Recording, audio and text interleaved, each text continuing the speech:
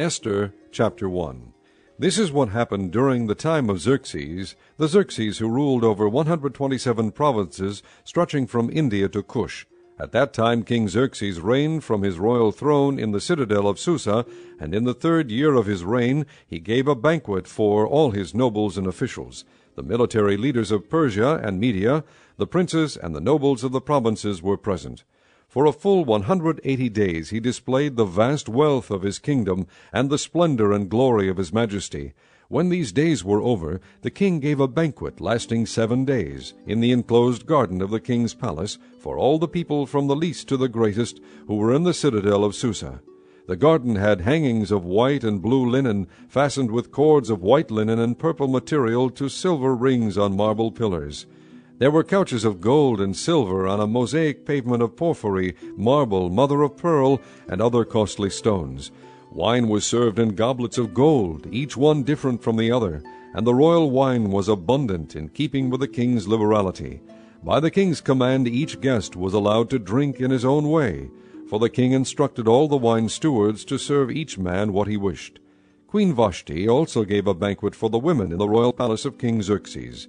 On the 7th day, when King Xerxes was in high spirits from wine, he commanded the 7 eunuchs who served him, Mehuman, Biztha, Harbona, Bigtha, Abagtha, Zethar, and Carcas, to bring before him Queen Vashti wearing her royal crown, in order to display her beauty to the people and nobles, for she was lovely to look at.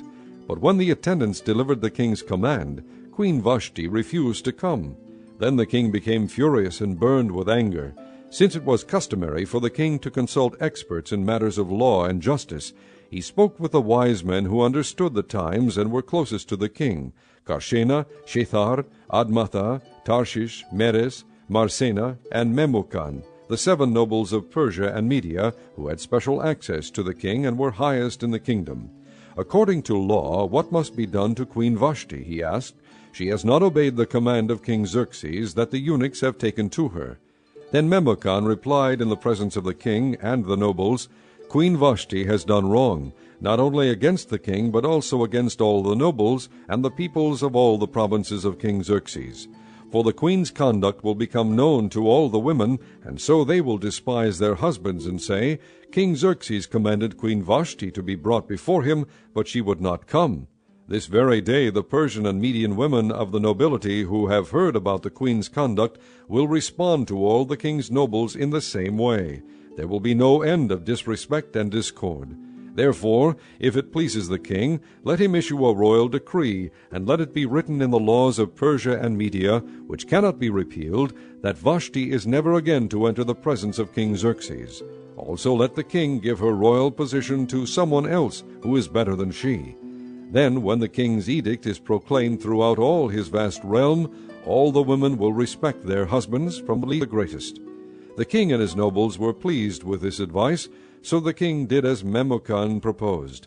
He sent dispatches to all parts of the kingdom, to each province in its own script, and to each people in its own language, proclaiming in each people's tongue that every man should be ruler over his own household. Chapter 2. Later, when the anger of King Xerxes had subsided, he remembered Vashti and what she had done and what he had decreed about her. Then the king's personal attendants proposed, Let a search be made for beautiful young virgins for the king. Let the king appoint commissioners in every province of his realm to bring all these beautiful girls into the harem at the citadel of Susa. Let them be placed under the care of Haggai, the king's eunuch, who is in charge of the women, and let beauty treatments be given to them.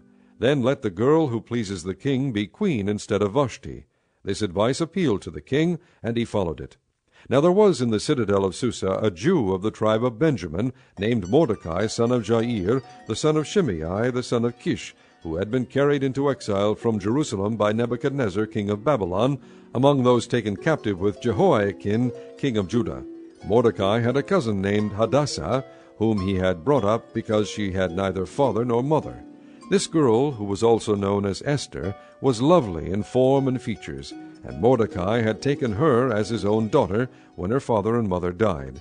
When the king's order and edict had been proclaimed, many girls were brought to the citadel of Susa and put under the care of Haggai. Esther also was taken to the king's palace and entrusted to Haggai, who had charge of the harem. The girl pleased him and won his favor. Immediately he provided her with her beauty treatments and special food. He assigned to her 7 maids selected from the king's palace, and moved her and her maids into the best place in the harem. Esther had not revealed her nationality and family background, because Mordecai had forbidden her to do so. Every day he walked back and forth near the courtyard of the harem to find out how Esther was and what was happening to her. Before a girl's turn came to go into King Xerxes, she had to complete 12 months of beauty treatments prescribed for the women, 6 months with oil of myrrh, and 6 with perfumes and cosmetics. And this is how she would go to the king. Anything she wanted was given her to take with her from the harem to the king's palace. In the evening she would go there, and in the morning return to another part of the harem to the care of Shah-Azgaz, the king's eunuch who was in charge of the concubines. She would not return to the king unless he was pleased with her and summoned her by name. When the turn came for Esther, the girl Mordecai had adopted, the daughter of his uncle Abihail, to go to the king, she asked for nothing other than what Haggai, the king's eunuch who was in charge of the harem, suggested, and Esther won the favor of everyone who saw her. She was taken to King Xerxes in the royal residence in the 10th month, the month of Tebeth, in the 7th year of his reign. Now the king was attracted to Esther more than to any of the other women, and she won his favor and approval more than any of the other virgins. So he set a royal crown on her head, and made her queen instead of Vashti. And the king gave a great banquet, Esther's banquet, for all his nobles and officials. He proclaimed a holiday throughout the provinces, and distributed gifts with royal liberality. When the virgins were assembled a second time, Mordecai was sitting at the king's gate. But Esther had kept secret her family background and nationality, just as Mordecai had told her to do, for she continued to follow Mordecai's instructions as she had done when he was bringing her up. During the time Mordecai was sitting at the king's gate, Bigthana and Teresh, 2 of the king's officers who guarded the doorway, became angry and conspired to assassinate King Xerxes. But Mordecai found out about the plot and told Queen Esther, who in turn reported it to the king, giving credit to Mordecai. And what was investigated and found to be true, the 2 officials were hanged on a gallows. All this was recorded in the book of the annals in the presence of the king. Chapter 3. After these events, King Xerxes honored Haman, son of Hammedatha, the Agagite, elevating him and giving him a seat of honor higher than that of all the other nobles. All the royal officials at the king's gate knelt down and paid honor to Haman, for the king had commanded this concerning him. But Mordecai would not kneel down or pay him honor. Then the royal officials at the king's gate asked Mordecai, "Why do you disobey the king's command?" Day after day they spoke to him, but he refused to comply. Therefore they told Haman about it to see whether Mordecai's behavior would be tolerated, for he had told them he was a Jew. When Haman saw that Mordecai would not kneel down or pay him honor, he was enraged. Yet having learned who Mordecai's people were, he scorned the idea of killing only Mordecai. Instead, Haman looked for a way to destroy all Mordecai's people, the Jews, throughout the whole kingdom of Xerxes. In the 12th year of King Xerxes, in the 1st month, the month of Nisan, they cast the pur, that is, the lot, in the presence of Haman to select a day and month. And the lot fell on the 12th month, the month of Adar. Then Haman said to King Xerxes, "There is a certain people dispersed and scattered among the peoples in all the provinces of your kingdom, whose customs are different from those of all other people, and who do not obey the king's laws. It is not in the king's best interest to tolerate them. If it pleases the king, let a decree be issued to destroy them, and I will put 10,000 talents of silver into the royal treasury for the men who carry out this business." So the king took his signet ring from his finger, and gave it to Haman, son of Hammedatha, the Agagite, the enemy of the Jews. "Keep the money," the king said to Haman, "and do with the people as you please." Then on the 13th day of the 1st month the royal secretaries were summoned. They wrote out in the script of each province, and in the language of each people, all Haman's orders to the king's satraps, the governors of the various provinces, and the nobles of the various peoples. These were written in the name of King Xerxes himself, and sealed with his own ring. Dispatches were sent by couriers to all the king's provinces with the order to destroy, kill, and annihilate all the Jews, young and old, women and little children, on a single day, the 13th day of the 12th month, the month of Adar, and to plunder their goods. A copy of the text of the edict was to be issued as law in every province, and made known to the people of every nationality, so they would be ready for that day. Spurred on by the king's command, the couriers went out, and the edict was issued in the citadel of Susa. The king and Haman sat down to drink, but the city of Susa was bewildered. Chapter 4. When Mordecai learned of all that had been done, he tore his clothes, put on sackcloth and ashes, and went out into the city, wailing loudly and bitterly. But he went only as far as the king's gate, because no one clothed in sackcloth was allowed to enter it. In every province to which the edict and order of the king came, there was great mourning among the Jews, with fasting, weeping, and wailing. Many lay in sackcloth and ashes. When Esther's maids and eunuchs came and told her about Mordecai, she was in great distress. She sent clothes for him to put on instead of his sackcloth, but he would not accept them. Then Esther summoned Hathach, one of the king's eunuchs assigned to attend her, and ordered him to find out what was troubling Mordecai and why.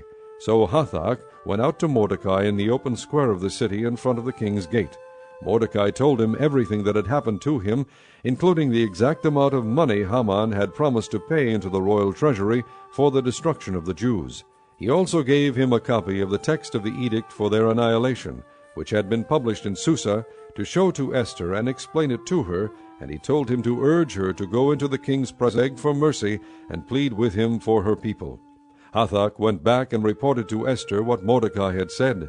Then she instructed him to say to Mordecai, "All the king's officials and the people of the royal provinces know that for any man or woman who approaches the king in the inner court without being summoned, the king has but one law, that he be put to death. The only exception to this is for the king to extend the gold scepter to him and spare his life. But 30 days have passed since I was called to go to the king." When Esther's words were reported to Mordecai, he sent back this answer, "Do not think that because you are in the king's house you alone of all the Jews will escape. For if you remain silent at this time, relief and deliverance for the Jews will arise from another place, but you and your father's family will perish. And who knows but that you have come to royal position for such a time as this?" Then Esther sent this reply to Mordecai, "Go, gather together all the Jews who are in Susa, and fast for me. Do not eat or drink for 3 days, night or day. I and my maids will fast as you do. When this is done, I will go to the king, even though it is against the law, and if I perish, I perish." So Mordecai went away and carried out all of Esther's instructions. Chapter 5. On the 3rd day Esther put on her royal robes and stood in the inner court of the palace in front of the king's hall. The king was sitting on his royal throne in the hall, facing the entrance. When he saw Queen Esther standing in the court, he was pleased with her, and held out to her the gold scepter that was in his hand. So Esther approached and touched the tip of the scepter. Then the king asked, "What is it, Queen Esther? What is your request? Even up to half the kingdom it will be given to you." "If it pleases the king," replied Esther, "let the king, together with Haman, come today to a banquet I have prepared for him." "Bring Haman at once," the king said, "so that we may do what Esther asks." So the king and Haman went to the banquet Esther had prepared. As they were drinking wine, the king again asked Esther, "Now what is your petition? It will be given you. And what is your request? Even up to half the kingdom it will be granted." Esther replied, "My petition and my request is this. If the king regards me with favor, and if it pleases the king to grant my petition and fulfill my request, let the king and Haman come tomorrow to the banquet I will prepare for them. Then I will answer the king's question." Haman went out that day happy and in high spirits.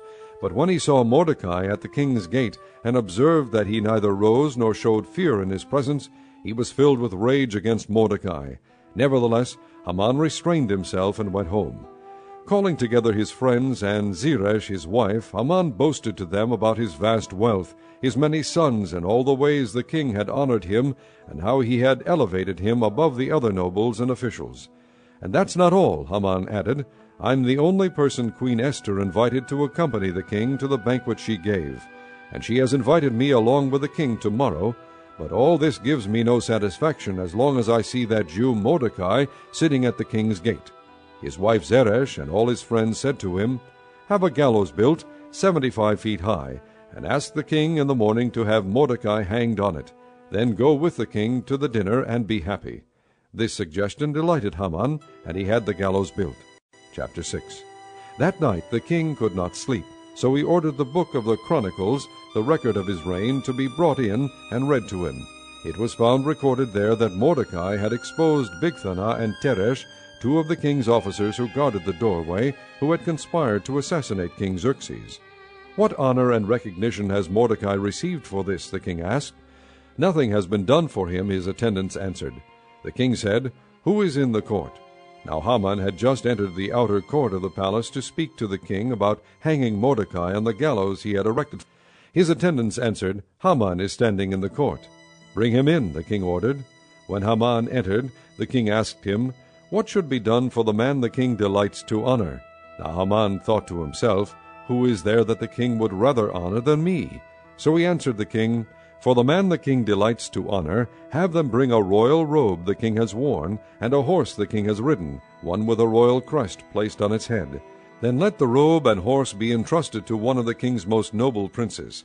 Let them robe the man the king delights to honor, and lead him on the horse through the city streets, proclaiming before him, 'This is what is done for the man the king delights to honor.'" "Go at once," the king commanded Haman. "Get the robe and the horse, and do just as you have suggested for Mordecai the Jew, who sits at the king's gate. Do not neglect anything you have recommended." So Haman got the robe and the horse. He robed Mordecai and led him on horseback through the city streets, proclaiming before him, "This is what is done for the man the king delights to honor." Afterward Mordecai returned to the king's gate. But Haman rushed home, with his head covered in grief, and told Zeresh his wife and all his friends everything that had happened to him.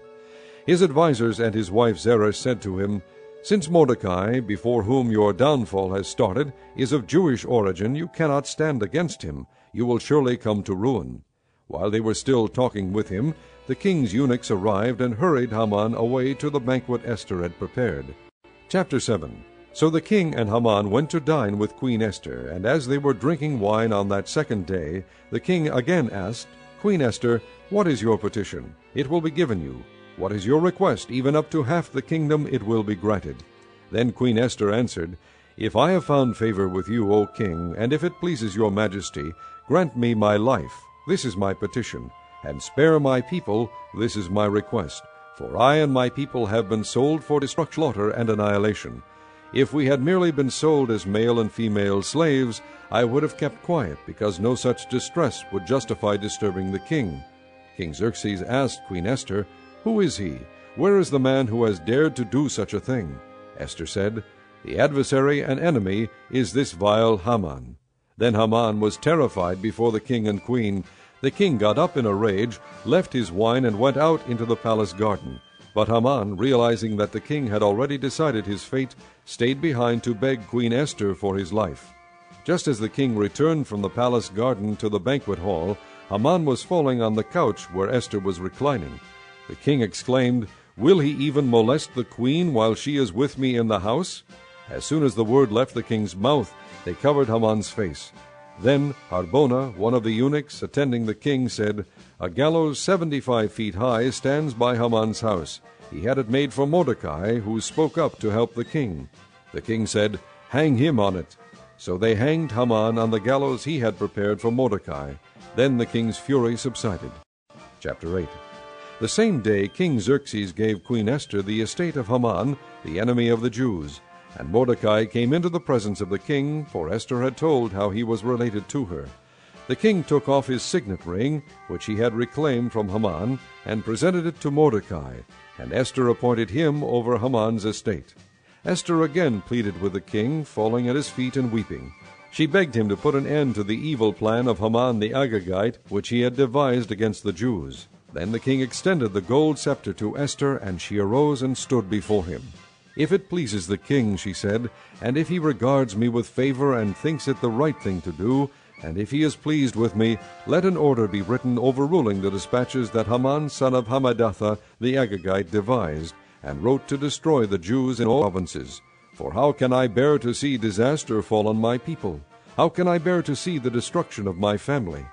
King Xerxes replied to Queen Esther and to Mordecai the Jew, "Because Haman attacked the Jews, I have given his estate to Esther, and they have hanged him on the gallows.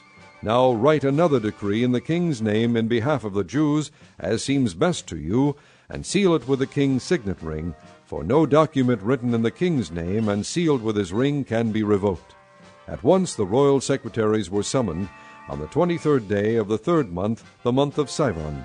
They wrote out all Mordecai's orders to the Jews and to the satraps, governors, and nobles of the 127 provinces stretching from India to Cush.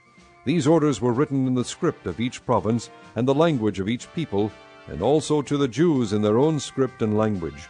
Mordecai wrote in the name of King Xerxes, sealed the dispatches with the king's signet ring, and sent them by mounted couriers who rode fast horses, especially bred for the king. The king's edict granted the Jews in every city the right to assemble and protect themselves, to destroy, kill, and annihilate any armed force of any nationality or province that might attack them and their women and children, and to plunder the property of their enemies. The day appointed for the Jews to do this in all the provinces of King Xerxes was the 13th day of the 12th month, the month of Adar. A copy of the text of the edict was to be issued as law in every province and made known to the people of every nationality, so that the Jews would be ready on that day to avenge themselves on their enemies. The couriers, riding the royal horses, raced out, spurred on by the king's command, and the edict was also issued in the citadel of Susa. Mordecai left the king's presence wearing royal garments of blue and white, a large crown of gold, and a purple robe of fine linen. And the city of Susa held a joyous celebration. For the Jews it was a time of happiness, gladness, and honor. In every province and in every city, wherever the edict of the king went, there was joy and gladness among the Jews, with feasting and celebrating. And many people of other nationalities became Jews, because fear of the Jews had seized them. Chapter 9. On the 13th day of the 12th month, the month of Adar, the edict commanded by the king was to be carried out. On this day the enemies of the Jews had hoped to overpower them, but now the tables were turned, and the Jews got the upper hand over those who hated them. The Jews assembled in their cities in all the provinces of King Xerxes to attack those seeking their destruction. No one could stand against them, because the people of all the other nationalities were afraid of them. And all the nobles of the provinces, the satraps, the governors, and the king's administrators helped the Jews, because fear of Mordecai had seized them. Mordecai was prominent in the palace. His reputation spread throughout the provinces, and he became more and more powerful. The Jews struck down all their enemies with the sword, killing and destroying them, and they did what they pleased to those who hated them. In the citadel of Susa the Jews killed and destroyed 500 men. They also killed Parshanadattha, Dalphon, Aspatha, Poratha, Adaliah, Aradatha, Parmashta, Arisai, Aridai, and Vaizatha, the 10 sons of Haman, son of Hammedatha, the enemies of the Jews. But they did not lay their hands on the plunder. The number of those slain in the citadel of Susa was reported to the king that same day. The king said to Queen Esther, "The Jews have killed and destroyed 500 men and the 10 sons of Haman in the citadel of Susa. What have they done in the rest of the king's provinces? Now what is your petition? It will be given you. What is your request? It will also be granted." "If it pleases the king," Esther answered, "give the Jews in Susa permission to carry out this day's edict tomorrow also, and let Haman's 10 sons be hanged on gallows." So the king that this be done. An edict was issued in Susa, and they hanged the 10 sons of Haman. The Jews in Susa came together on the 14th day of the month of Adar, and they put to death in Susa 300 men, but they did not lay their hands on the plunder. Meanwhile, the remainder of the Jews who were in the king's provinces also assembled to protect themselves and get relief from their enemies. They killed 75,000 of them, but did not lay their hands on the plunder. This happened on the 13th day of the month of Adar, and on the 14th they rested and made it a day of feasting and joy. The Jews in Susa, however, had assembled on the 13th and 14th, and then on the 15th they rested and made it a day of feasting and joy. That is why rural Jews, those living in villages, observed the 14th of the month of Adar as a day of joy and feasting, a day for giving presents to each other. Mordecai recorded these events, and he sent letters to all the Jews throughout the provinces of King Xerxes, near and far, to have them celebrate annually the 14th and 15th days of the month of Adar, as the time when the Jews got relief from their enemies, and as the month when their sorrow was turned into joy, and their mourning into a day of celebration. He wrote them to observe the days as days of feasting and joy, and giving presents of food to one another, and gifts to the poor. So the Jews agreed to continue the celebration they had begun, doing what Mordecai had written to them. For Haman, son of Hammedatha, the Agagite, the enemy of all the Jews, had plotted against the Jews to destroy them, and had cast the pur, that is, the lot, for their ruin and destruction. But when the plot came to the king's attention, he issued written orders that the evil scheme Haman had devised against the Jews should come back unto his own head, and that he and his son should be hanged on the gallows. Therefore these days were called Purim, from the word pur. Because of everything written in this letter, and because of what they had seen and what had happened to them, the Jews took it upon themselves to establish that they and their descendants and all who joined them should without fail observe these 2 days every year in the way prescribed and at the time appointed. These days should be remembered and observed in every generation by every family, and in every province and in every city. And these days of Purim should never cease to be celebrated by the Jews, nor should the memory of them die out among their descendants. So Queen Esther, daughter of Abihail, along with Mordecai the Jew, wrote with full authority to confirm this second letter concerning Purim. And Mordecai sent letters to all the Jews in the 127 provinces of the kingdom of Xerxes, words of goodwill and assurance, to establish these days of Purim at their designated times, as Mordecai the Jew and Queen Esther had decreed for them, and as they had established for themselves and their descendants in regard to their times of fasting and lamentation. Esther's decree confirmed these regulations about Purim, and it was written down in the records. Chapter 10. King Xerxes imposed tribute throughout the empire to its distant shores, and all his acts of power and might, together with a full account of the greatness of Mordecai to which the king had raised him, are they not written in the book of the annals of the kings of Media and Persia? Mordecai the Jew was second in rank to King Xerxes, preeminent among the Jews, and held in high esteem by his many fellow Jews, because he worked for the good of his people and spoke up for the welfare of all the Jews.